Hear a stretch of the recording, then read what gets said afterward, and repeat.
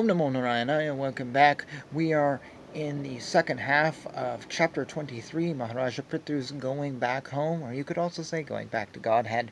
We're picking up with verse 18, and we're literally reading of the death of Maharaja Prthu as he is yogically. I have fur coming, excuse me, things are flying in front of me. Cats destroyed the furniture, or at least the chair that I'm on, and it gets all this. Sorry. Anyways, going back to Life with Cats. That's probably a channel out there on YouTube, but my cats they just sleep all day. Sorry. Here we go. Let's start with verse 18 before I get more distracted. And so we go through the end of Maharaja Prithu's time on this earth. Prthu Maharaja then offered the total designation of the living entity unto the Supreme Controller of illusory energy. Being released from all designations by which the living entity became entrapped, he became free by knowledge and renunciation and by the spiritual force of his devotional service. In this way, being situated in his original constitutional position of Krishna consciousness, he gave up this body as a Prabhu, or controller of the senses. The queen, the wife of Prthu Maharaja, whose name was Artsi, followed her husband into the forest. Since she was a queen, her body was very delicate. Although she did not deserve to live in the forest, she voluntarily touched her lotus feet to the ground. Although she was not accustomed to such difficulties, the queen followed her husband in the regulative principles of living in the forest like great sages. She lay down on the ground and ate only fruits, flowers, and leaves. And because she was not fit for these activities, she became frail and thin. Yet because of the pleasure she derived in serving her husband, she did not feel any difficulties. When Queen Artsi saw that her husband, who had been so merciful to her and the earth, no longer showed symptoms of life, she lamented for a little while and then built a fiery pyre on top of a hill and placed the body of her husband on it.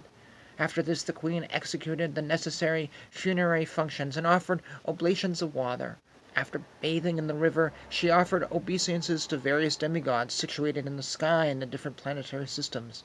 She then circumambulated the fire, and while thinking the lotus feet of the Lord, entered its flames. After observing this brave act performed by the chaste wife Artsi, the wife of the great King Prthu, many thousands of the wives of the demigods, along with their husbands, offered prayers to the queen, for they were very much satisfied. At that time the demigods were situated on the top of Mandara Hill, and all their wives began to shower flowers on the funeral pyre and began to talk amongst themselves as follows. I am just going to stop here, and we haven't read that much, but I feel I really want to comment on what we've just read. So the queen walked into the funeral pyre and essentially committed suicide. This is something you often see in criticisms of Sanatana Dharma. I have seen this so often, I have lost count. And it is often put up there and saying, well, look at what a horrible religion this is, requiring wives to kill themselves. And this is not true. This is twisting facts on Hinduism, and I don't have all the facts here. I will encourage you to look up more facts, but I really kind of just want to set the record straight. This is not a requirement. Wives were not required to kill themselves. Their lives were not considered as seen so worthless they had to die. They chose to do this. Now, yes, there are stories of wives kind of being forced into positions or maybe being forced into the fire, but these are not the norm. These are exceptions to the rule and very cruel people. The wives were not told to die and demanded to die, and anyone who was doing that was not living dharmically or Vedically. They were twisting things, and they were evil. This was a choice by women, not forced upon them, not legalized, not whatever. It was not done by everybody, actually, because otherwise populations would just, whatever, be suddenly up and down or whatever. There was women who chose to do this. It has, as far as I know, been outlawed in India, and it was outlawed maybe a century ago, give or take. And It is not something that is welcomed, condemned, or looked upon in the past with glory. Women who did it within a certain context. Now, it is not a great context, and my details here are a little sketchy. I'm not doing this reading with any research because I didn't know I was about to read this. This is just based on what I can remember in the moment. Women who were, I don't know if they had divorce, but certainly women who were widowed, their life was not very good. That's a fact, and no one celebrates that fact today. No one is saying, yes, Hinduism great because they took care of the widows. It did not take care of widows very well. Widows were, I think, handed off to a brother or a relative, or they were just sort of there. Maybe not treated as respect. They were limited in what they could do. That I know for a fact. I believe they had to basically live the rest of their lives in mourning, and what they could not do was strictly regulated. At the time and place, yes, this was honored as the way it was. Not saying that's good, and I think today most Hindus would not be going, yeah, we did this to women. No, I really don't think anyone today celebrates this fact. It was a part of a culture which does not exist anymore. The irony of this is, I often talk to people today about how we don't take care of our elderly in our current society. We sort of do. We put them in retirement homes that Social Security can't afford. As my grandmother said when she went into one, she said to my mom, I've got X amount of money, it'll give me 2 years of retirement home. And my mom said, well, what are you going to do after that?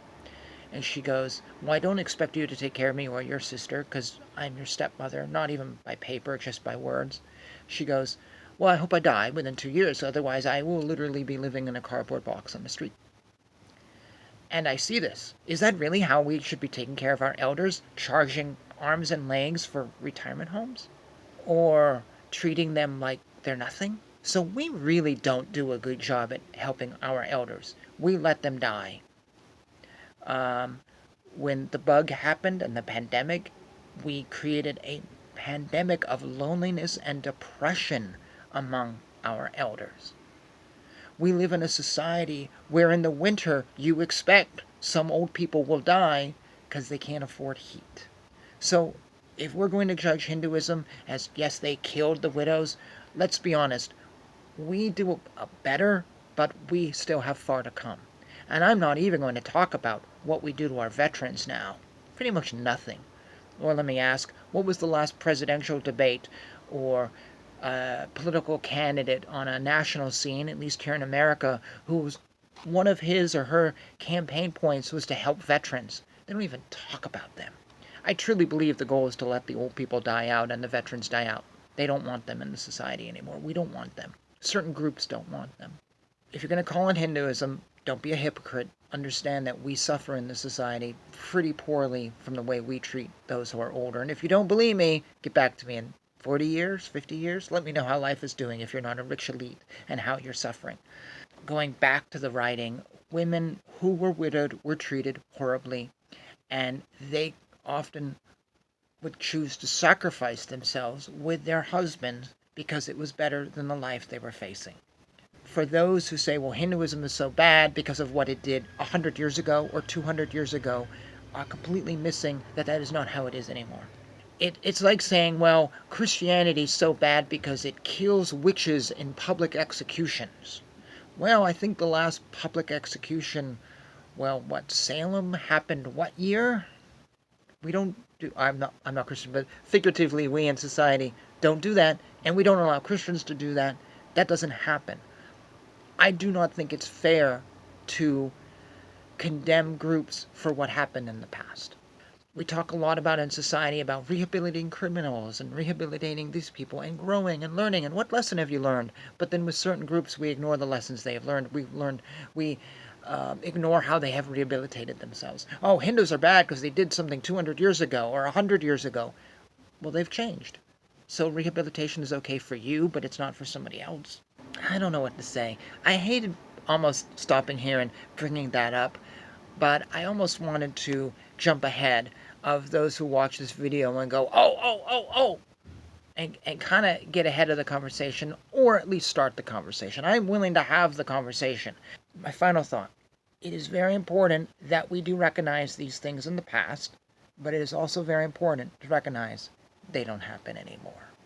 Before I ramble or get into other things, thank you for sticking with me. We will pick this up in a third video, and I promise that'll be it. We will end on one more video on this chapter because it really wasn't that long of a chapter.